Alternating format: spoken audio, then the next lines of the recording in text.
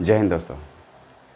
आज मैं इस वीडियो में टाइम एंड टेंस का शुरुआत कर रहा हूँ। यानी टाइम एंड टेंस इस चैप्टर में वैसे क्वेश्चन को सिलेक्ट करूँगा जो प्रीवियस ईयर में पूछे गए हैं और जो बहुत इम्पोर्टेंट क्वेश्चन है। इस वीडियो के माध्यम से हम टाइम एंड टेंस का जो भी कंसेप्ट है उसको भी क्लियर करेंगे, ताकि इससे रिलेटेड क्वेश्चन जो भी एग्ज़ाम में पूछे जाएं और पूछे जाते भी हैं वो आपसे बन ही जाए। तो इस वीडियो को देखिए और इस चैनल को ज़रूर सब्सक्राइब कीजिए। इससे हम मोटिवेट होते हैं और आगे वीडियो बनाते हैं। तो आइए क्वेश्चन शुरू करते हैं। Question number first, the teacher dash the lesson yesterday. यहाँ ध्यान देना क्या है, एस्टरडे जिस भी सेंटेंस में अगर कुछ ऐसा वर्ड हो, एस्टरडे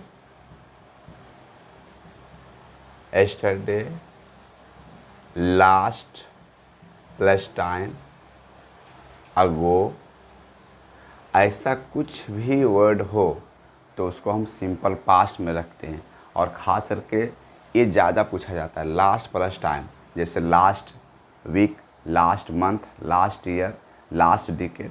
अगर ऐसा हो तो उसको हम लोग सिंपल पास्ट में रखते हैं।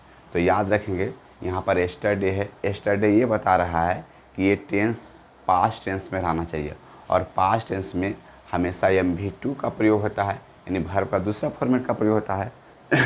तो दूसरा फॉर्मेट यहाँ पर क्या है, देखिए तो टीच का V2 टाउट, यानी इसका आंसर क्या हो जाएगा, B।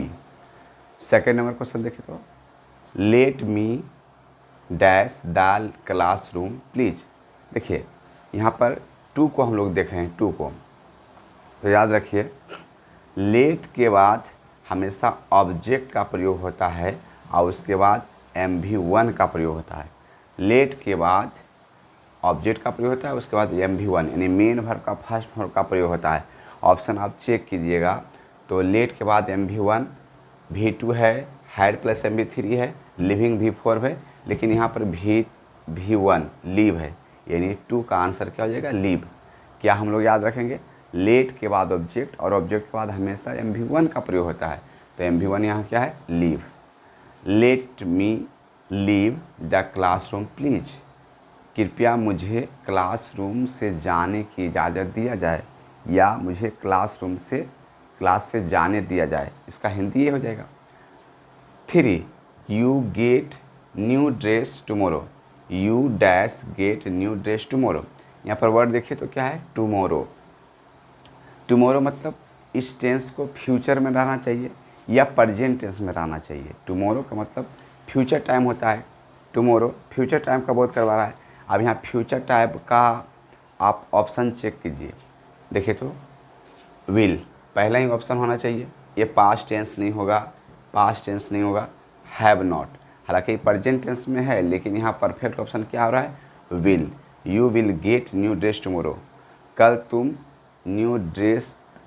न्यू ड्रेस मिलेगा या पाओगे। तो इसका सही आंसर क्या हो जाएगा, विल। क्यों ऐसा क्योंकि टुमारो के बाद टुमारो जिस सेंटेंस में रहे वो फ्यूचर टाइम का बोध करवाता है, और फ्यूचर टाइम बोध करवाने के लिए विल का प्रयोग होता है। 4, they were dash unwise, they were dash unwise. देखिए यहाँ पर वेयर है, तो हम लोग इसके लिए एक रूल याद करेंगे। रूल क्या है, तो इज, एम, आर, और अभी हम लोग लिख सकते हैं वाज, वेयर। ये सब के बाद क्या आना चाहिए, तो ये सब के बाद MV4 आना चाहिए, या तो नाउन आना चाहिए या तो एडजेक्टिव आना चाहिए। याद रखेंगे, is, am, are, was, were के बाद या तो MV4 आना चाहिए, वर्ब का चौथा रूप आना चाहिए, या तो फिर नाउन आना चाहिए, या तो एडजेक्टिव आना चाहिए।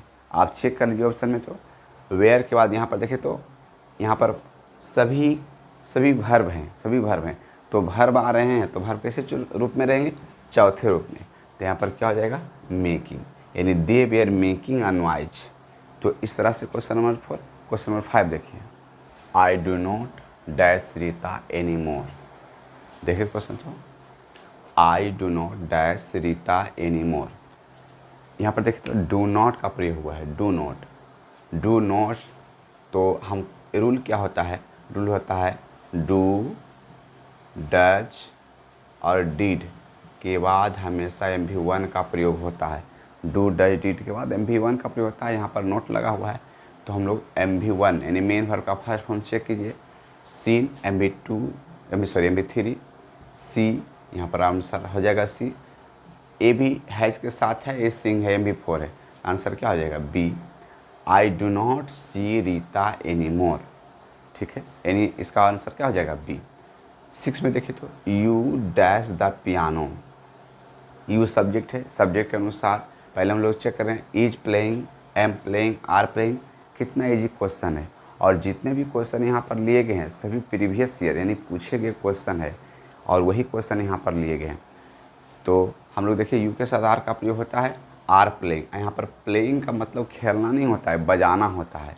You are playing the piano, आप पियानो बजा रहे हैं, तो इसका आंसर क्या हो जाएगा आर प्लेइंग। डी तो होगा नहीं क्योंकि बाज प्लेइंग है।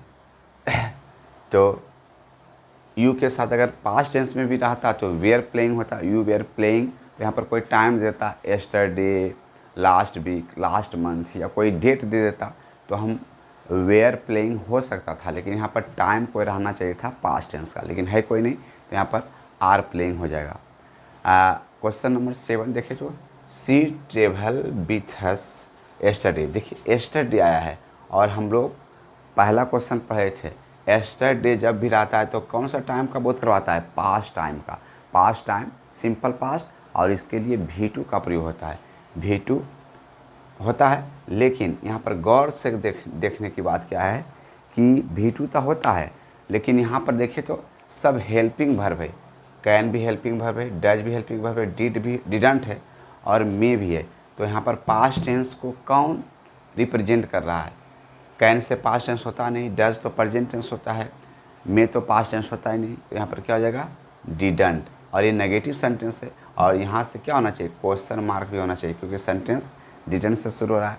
यानी didn't see travel with us yesterday, क्या वह मेरे साथ कल यात्रा नहीं की थी, तो इसका ये हिंदी बन जाएगा। तो इस तरह से हम लोग 7